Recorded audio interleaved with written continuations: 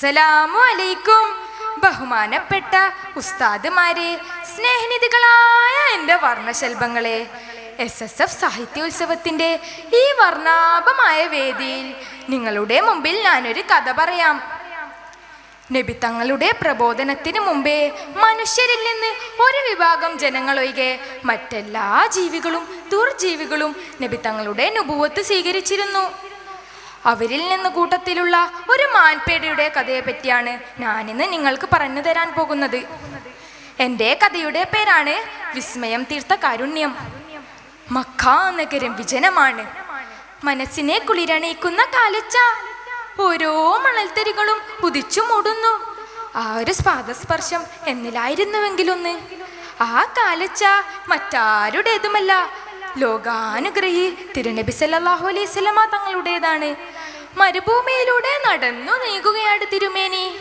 നടന്നു അല്പം കാട് നിറഞ്ഞ സ്ഥലത്തെത്തിയപ്പോൾ ഒരു ഏങ്ങിക്കരച്ചിലിന്റെ ശബ്ദം. തങ്ങൾ ചുറ്റും നോക്കി. അപ്പോൾ അതാ ഒരു മലമേടൻ കിടന്നുറങ്ങുന്നത് കണ്ടത്.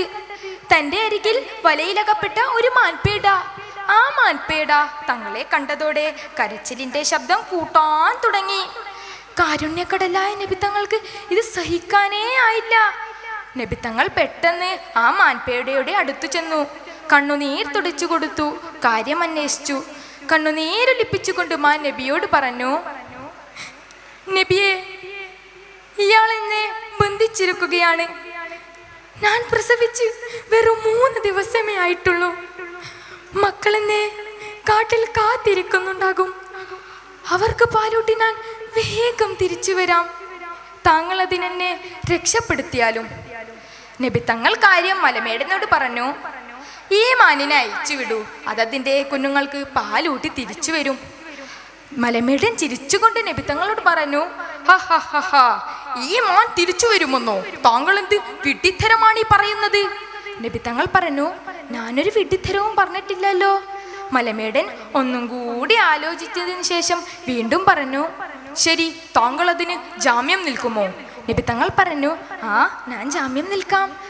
മലമേടൻ പറഞ്ഞു, ഈ മാൻ തിരിച്ചു വന്നില്ലെങ്കിൽ അതിനു പകരമായി നിന്നെ ഞാൻ അറുത്തു കളയും. നബി തങ്ങൾ പറഞ്ഞു, നിങ്ങൾക്ക് എന്നെ എന്ത് വേണമെങ്കിലും ചെയ്യാം. മലമേടൻ ആ മാനിനെ അയച്ചു വിട്ടു. മാൻ ഓടി മറഞ്ഞു. പറഞ്ഞ സമയം കഴിയാൻ നിമിഷങ്ങൾ മാത്രം ബാക്കി. അതാ മലമേടിന്റെ ഖഡ്ഡാര പുന്നാര നബിത്തങ്ങളുടെ കഴുത്തിലേക്ക് നീളുന്നു. അപ്പോൾ അവിടെ ഉണ്ടായിരുന്ന വൃക്ഷങ്ങളും ജീവികളും എല്ലാം കരയാൻ തുടങ്ങി. അപ്പോൾ നബിത്തങ്ങളോ പുഞ്ചിരിയോടെ പുഞ്ചിരി. അപ്പോൾ മലമേടന്റെ മുമ്പിൽ മാൻ പ്രത്യക്ഷപ്പെട്ടു. ഇതെന്തൊരു അത്ഭുതമാണ്! മാൻ നബിത്തങ്ങളോട് പറഞ്ഞു, താങ്കൾ എന്നെ ക്ഷമിക്കണം പ്രവാചകനെ, ഞാൻ അല്പം വൈകിയതിന്. നബിത്തങ്ങൾ പറഞ്ഞു, അത് പ്രശ്നമില്ല. മാൻ പറഞ്ഞു, എന്നാൽ ഞാൻ പോകട്ടെ. മലമേടൻ ഇത് കണ്ട് അമ്പരന്ന് പോയി. എന്ത്, താങ്കൾ പ്രവാചകനോ? അതെ, ഞാൻ പ്രവാചകൻ തന്നെ, മുഹമ്മദ് മുസ്തഫ സല്ലല്ലാഹു അലൈഹി വസല്ലമ തങ്ങൾ. മലമേടൻ അപ്പോൾ തന്നെ ഇസ്ലാം മതം സ്വീകരിക്കുകയും ആ മാനിനെ അയച്ചുവിടുകയും ചെയ്തു. കൂട്ടുകാരെ, നിങ്ങൾക്കെൻ്റെ ഈ കഥ ഇവിടെ ഇഷ്ടമായോ? ഞാനെന്നാൽ നിർത്തട്ടെ. വാഹിർ ദാവാന അൽഹംദുലില്ലാഹി റബ്ബിൽ ആലമീൻ. അസ്സലാമു അലൈക്കും.